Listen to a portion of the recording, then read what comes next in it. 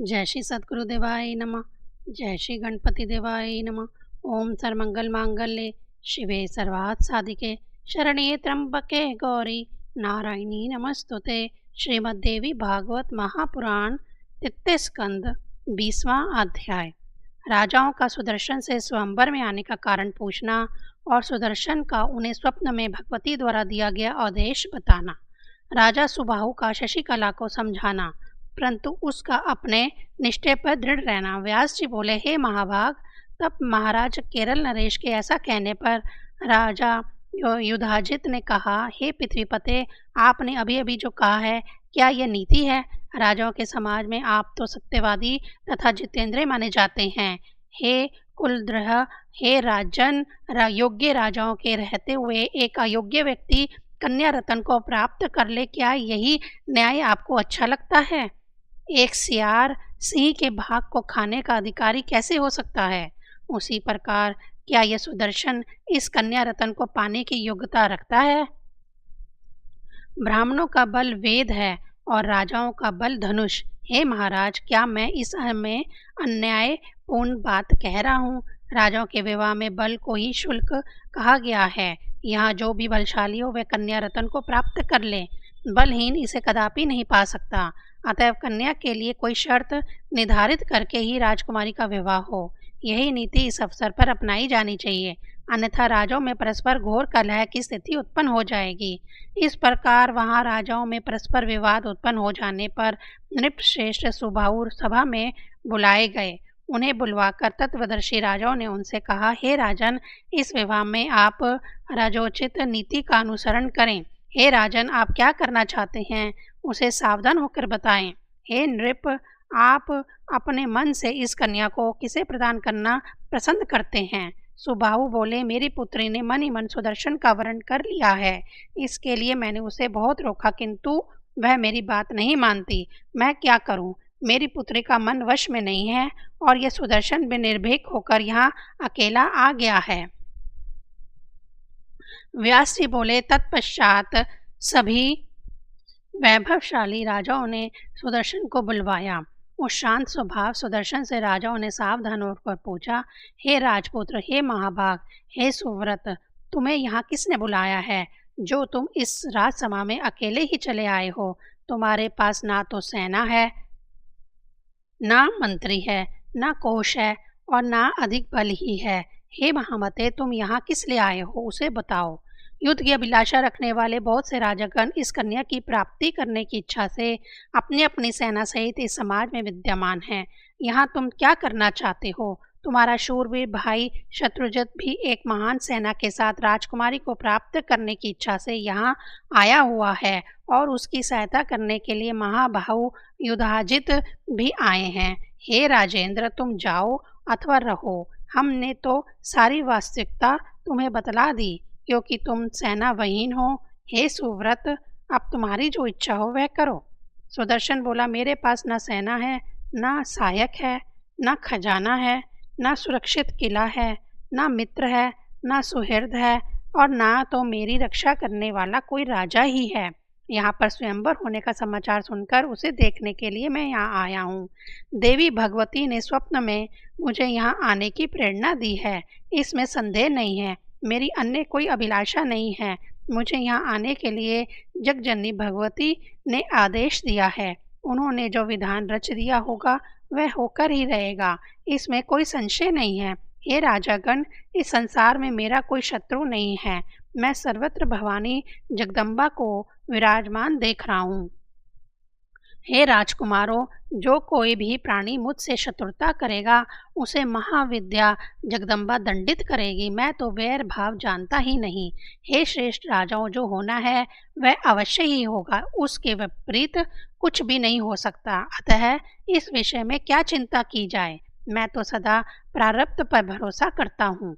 हे श्रेष्ठ राजाओं, देवताओं, दानवों, मनुष्यों तथा सभी प्राणियों में एकमात्र जगदम्बा की शक्ति ही विद्यमान है, उसके अतिरिक्त दूसरा कोई नहीं है। हे महाराजाओं, वह जिस मनुष्य को राजा बनाना चाहती है उसे राजा बना देती है और जिसे निर्धन बनाना चाहती है उसे निर्धन बना देती है। तब मुझे किस बात की चिंता? हे राजाओं, ब्रह्मा विष्णु महेश आदि देवता भी उन महाशक्ति के बिना हिलने डुलने में भी समर्थ नहीं है, तब मुझे क्या चिंता।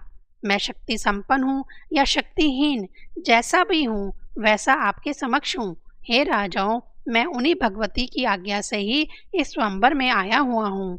वह भगवती जो चाहेगी सो करेगी, मेरे सोचने से क्या होगा। मैं तो सत्य कह रहा हूँ, इस विषय में शंका नहीं करनी चाहिए। हे राजाओं, जय अथवा पराजय में मुझे अणुमात्र भी लज्जा नहीं है। लज्जा तो उन भगवती को होगी, क्योंकि मैं तो सर्वथा उन्हीं के अधीन हूँ। व्यास जी बोले, हे राजन, उस सुदर्शन की यह बात सुनकर सभी श्रेष्ठ राजागण उसके निश्चय को जान गए और एक दूसरे को देखकर उन राजाओं ने सुदर्शन से कहा, हे साधो, आपने सत्य कहा है, आपका कथन कभी मिथ्या नहीं हो सकता। तथापि उज्जैनीपति महाराज युधाजित आपको मार डालना चाहते हैं। हे महामते, हमने आपके ऊपर दया आ रही है, इसलिए हमने आपको यह सब कुछ बता दिया है। हे अनघ, अब आपको जो उचित जान पड़े वैसा मन में खूब सोच समझकर कीजिए। सुदर्शन बोला, आप सब बड़े कृपालु एवं सहृदय जनों के ने सत्य ही कहा है, किंतु हे श्रेष्ठ राजागण, मैं अब अपनी पूर्व कथित बात फिर से क्या दोहराऊं। किसी की भी मृत्यु किसी से भी कभी भी नहीं हो सकती, क्योंकि यह संपूर्ण चर अचर जगत तो देव के अधीन है। यह जीव भी स्वयं अपने वश में नहीं है, यह सदा अपने कर्म के अधीन रहता है। तत्वदर्शी विद्वानों ने उस कर्म के 3 प्रकार बतलाए हैं, संचित, वर्तमान तथा प्रारब्ध। यह संपूर्ण जगत काल, कर्म तथा स्वभाव से व्याप्त है। बिना काल के आए देवता भी किसी मनुष्य को मारने में समर्थ नहीं हो सकते। किसी को भी मारने वाला तो निमित्त मात्र होता है। वास्तविकता यह है कि सभी को अविनाशी काल ही मारता है।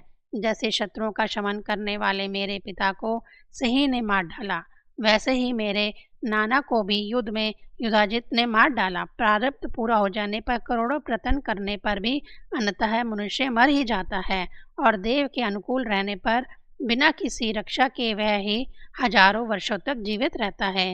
हे धर्मनिष्ठ राजाओं, मैं युधाजित से कभी भी नहीं डरता। मैं देव को ही सर्वोपरि मानकर पूर्ण रूप से निश्चिंत रहता हूँ। मैं नित्य निरंतर भगवती का सिमरन करता रहता हूँ। विश्व की जननी वे भगवती ही कल्याण करेगी। पूर्व जन्म में किए गए शुभ अथवा अशुभ कर्मों का फल प्राणी को भोगना ही पड़ता है, तो फिर अपने द्वारा किए गए कर्म का फल भोगने में विवेकी पुरुष को शोक कैसा। अपने द्वारा उपार्जित कर्म फल भोगने में दुख प्राप्त होने के कारण अज्ञानी तथा अल्प बुद्धि वाला प्राणी निमित्त कारण के प्रति शत्रुता करने लगता है। उनकी भांति में मैं वैर, शोक तथा भय को नहीं जानता, अतः मैं राजाओं के इस समाज में भय रहित होकर आया हूँ।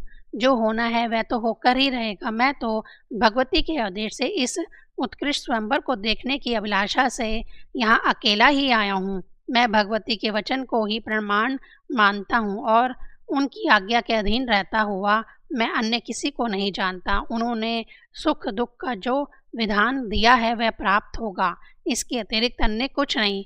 हे श्रेष्ठ राजाओं, युधाजित सुखी रहे, मेरे मन में उसके प्रति वैर भाव नहीं है। जो मुझसे शत्रुता करेगा वह उसका फल पाएगा।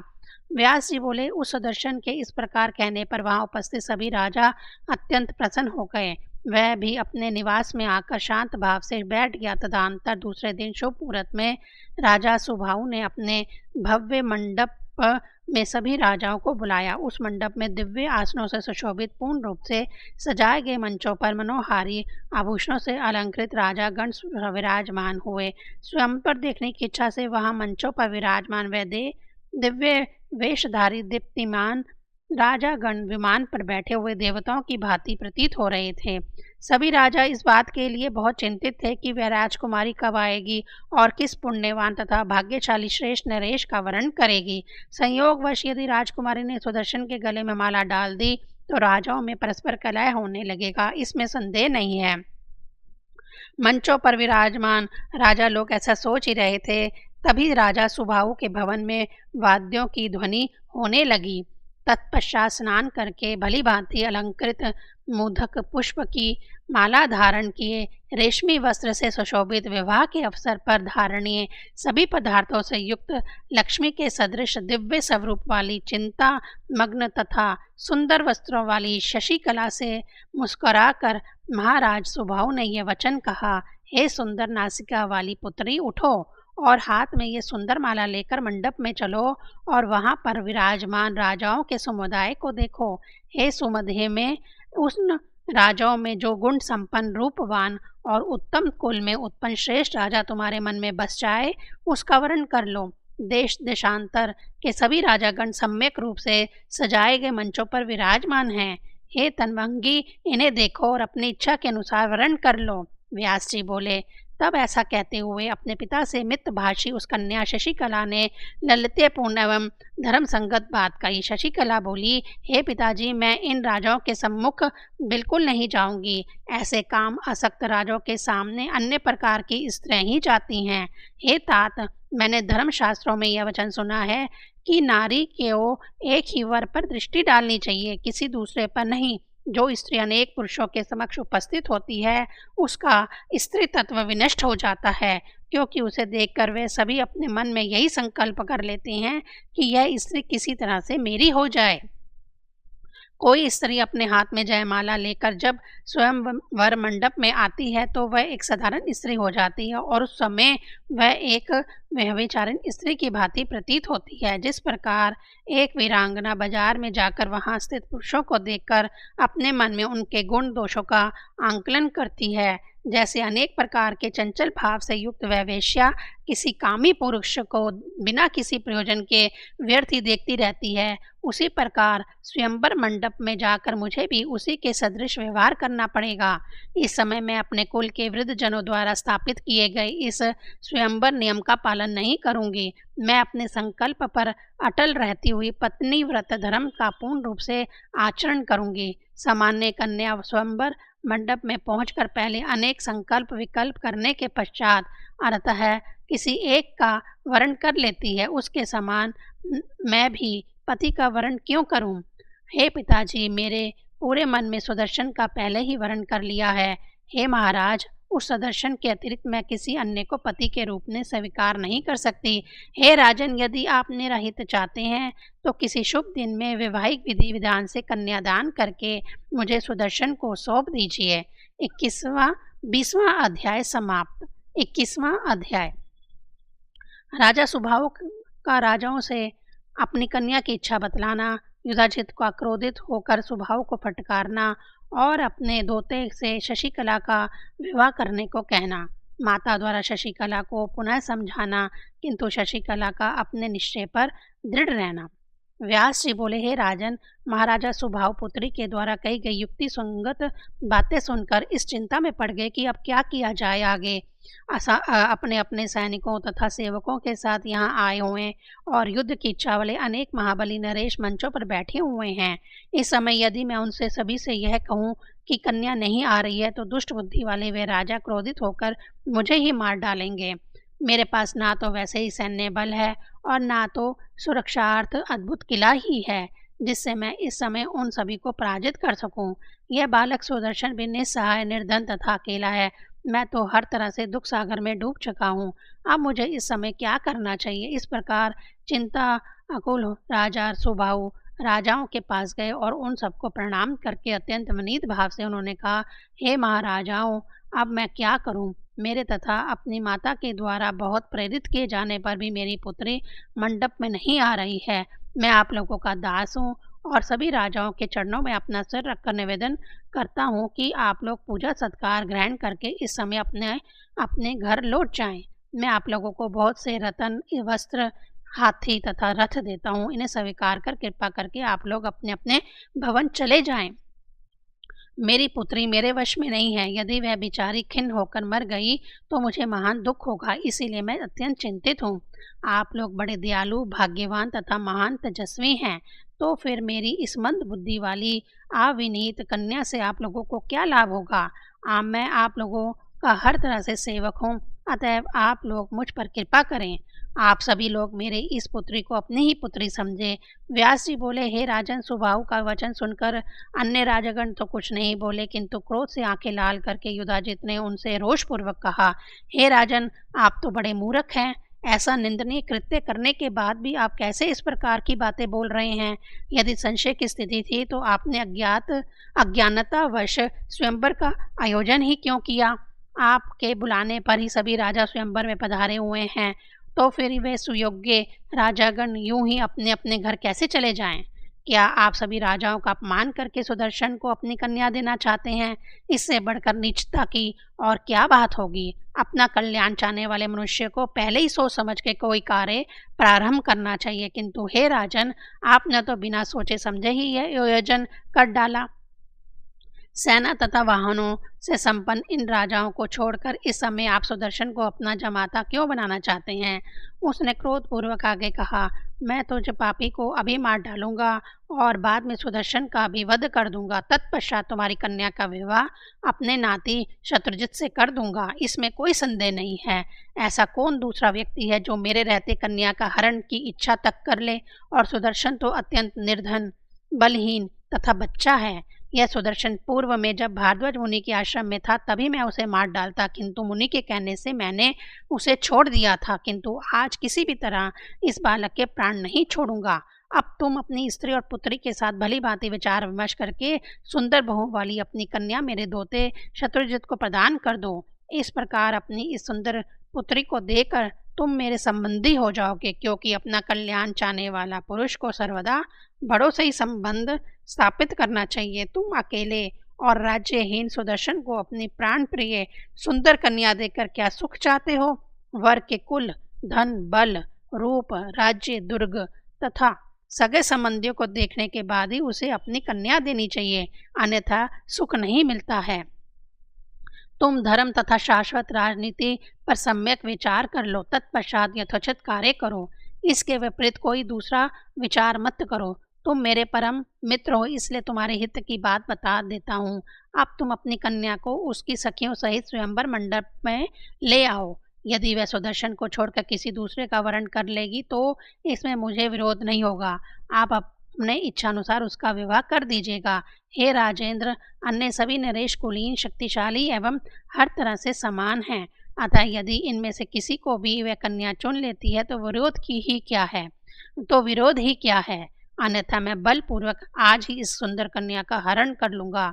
हे नृपश्रेष्ठ, आओ इस कार्य को सुसंपन्न करो और इस असाध्य कलह में मत पड़ो। व्यास जी बोले, उस समय युधाजित का यह आदेश पाकर सुबाहु शोकाकुल हो उठे और दीर्घ श्वास लेते हुए महल में जाकर दुखित हो अपनी पत्नी से कहने लगे, हे सुधर्मज्ञ, हे सुनयने, अब पुत्री से कहो, स्वयंवर सभा में इस समय घोर कलह उपस्थित हो जाने पर मुझे क्या करना चाहिए? मैं स्वयं कुछ नहीं कर सकता, क्योंकि मैं तो तुम्हारे वश में हूँ। व्यास जी बोले, पति की यह बात सुनकर रानी अपनी पुत्री के पास जाकर बोली, पुत्री, तुम्हारे पिता राजा सुबाहु इस समय अत्यंत दुखी हैं। तुम्हारे लिए आए हुए नरेशों में भयंकर कलह उत्पन्न हो गया है, इसलिए हे सुश्रोणी, तुम सुदर्शन को छोड़कर अन्य किसी राजकुमार का वरण कर लो। हे वत्स, यदि तुम हट करके सुदर्शन का ही वरण करोगी तो सैन्य बल युक्त, प्रतापी तथा बलशाली वैर युधाजित तुमको, सुदर्शन को और हम लोगों को मार डालेगा। तत्पश्चात कलह हो जाने पर कोई दूसरा ही तुम्हारा पति होगा। अतः हे मृगलोचने, यदि तुम मेरा और अपना हित चाहती हो तो सुदर्शन को छोड़कर किसी अन्य श्रेष्ठ राजा का वरण कर लो। इस प्रकार माता के समझाने के बाद पिता ने भी उसे समझाया। उन दोनों की बातें सुनकर कन्या शशिकला निर्भय होकर कहने लगी। कन्या बोली, हे नृपश्रेष्ठ, आप ठीक कह रहे हैं, किंतु आप मेरे प्रण को भी तो जानते ही हैं। हे राजन, मैं सुदर्शन को छोड़कर और किसी का भी वरण नहीं कर सकती। हे राजेंद्र, यदि आप राजाओं से डरते हैं और घबराए हुए हैं तो मुझे सुदर्शन को सौंपकर नगर से बाहर कर दीजिए। वे मुझे रथ पर बिठाकर आपके नगर से बाहर निकल जाएंगे। हे नृपश्रेष्ठ, जो होना है वह तो बाद में अवश्य होगा, इसके विपरीत नहीं होगा। अब आप होने के विषय में चिंता न करें, क्योंकि जो होना है वह तो निश्चित रूप से होता ही है, इसमें संशय नहीं है। राजा बोले, हे पुत्री, बुद्धिमानों को कभी भी ऐसा साहस नहीं करना चाहिए। वेदज्ञों ने कहा है कि बहुतों से विरोध नहीं करना चाहिए। पुत्री को उस राजकुमार को सौंपकर कैसे विदा कर दूं? मुझसे वैर साधे हुए ये राजागण ना जाने कौन सा अनिष्ट कर डालेंगे। इसलिए हे पुत्री, यदि तुम पसंद करो तो मैं कोई शर्त रख दूं, जैसा कि पूर्व काल में राजा जनक ने सीता स्वयंवर में किया था। हे तनवंगी, जैसे उन्होंने शिव धनुष तोड़ने की शर्त रखी दी थी, वैसे मैं भी कोई ऐसी कठोर शर्त रख दूं जिससे ऐसा कर देने पर राजाओं का विवाद ही समाप्त हो जाएगा। जो उस प्रतिज्ञा को पूरा करेगा वही तुम्हारा पति होगा। सुदर्शन हो अथवा कोई दूसरा जो भी अधिक बलशाली होगा, वह मेरी प्रतिज्ञा पूरी करके तुम्हारा वरण कर लेगा। ऐसा करने से राजाओं में उत्पन्न कलह निश्चित रूप से शांत हो जाएगा और उसके बाद मैं आनंद पूर्वक तुम्हारा विवाह कर दूंगा। कन्या बोली, मैं इस संदिग्ध कार्य में नहीं पड़ूंगी, क्योंकि यह मूर्खों का काम है। मैंने अपने मन में सुदर्शन का पहले से ही वरण कर लिया है, अब दूसरे का स्वीकार नहीं कर सकती। हे महाराज, पुण्य तथा पाप का कारण तो मन ही है, इसीलिए हे पिताजी, मन से वरण किए गए सुदर्शन को छोड़कर मैं दूसरे का वरण कैसे करूं? हे महाराज, दूसरी बात यह भी है कि पण स्वयंवर करने में मुझे सबके अधीन रहना पड़ेगा। हे तात, यदि इनमें से एक, दो या अनेक ने आपका प्रण पूरा कर दिया, तब उस समय विवाद की स्थिति उत्पन्न हो जाने पर आप क्या करेंगे? अतः मैं किसी संशयात्मक कार्य में पड़ना नहीं चाहती। हे राजेंद्र, आप चिंता न करें और विधि पूर्वक मेरा विवाह करके मुझे सुदर्शन को सौंप दीजिए। जिनके नाम का संकीर्तन करने से समस्त दुख राशि वलीन हो जाती है, वे भगवती चंडिका अवश्य कल्याण करेंगी। अब आप उन्हीं महाशक्ति का सिमरन करके पूरी तत्परता के साथ ये कार्य कीजिए। अभी जा कर के दोनों हाथ जोड़कर आप उन राजाओं से कहिए कि आप सभी राजागण इस स्वयंवर में कल बधारें। ऐसा कहकर संपूर्ण राज समुदाय को शीघ्र विसर्जित करके वैदिक रीति से सुदर्शन के साथ रात में मेरा विवाह कर दीजिए। हे राजन, तत्पश्चात उन्हें यथोचित उपहार देकर विदा कर दीजिए। तदंतर महाराजा ध्रुव संधि के पुत्र सुदर्शन मुझे साथ लेकर चले जाएंगे। इससे कुपित हुए राजा यदि युद्ध करने को उद्यत होंगे तो उस समय भगवती हमारी सहायता करेगी, जिससे वह राजकुमार सुदर्शन भी उन लोगों के साथ संग्राम करने में अवश्य समर्थ होंगे। देव योग से यदि वे युद्ध में मारे गए तो मैं प्राण त्याग दूंगी। आपका कल्याण हो। आप मुझे सुदर्शन को सौंपकर अपनी सेना के साथ महल में सुखपूर्वक रहें। मैं भी विहार करने की कामना से उनके साथ अकेली ही चली जाऊंगी।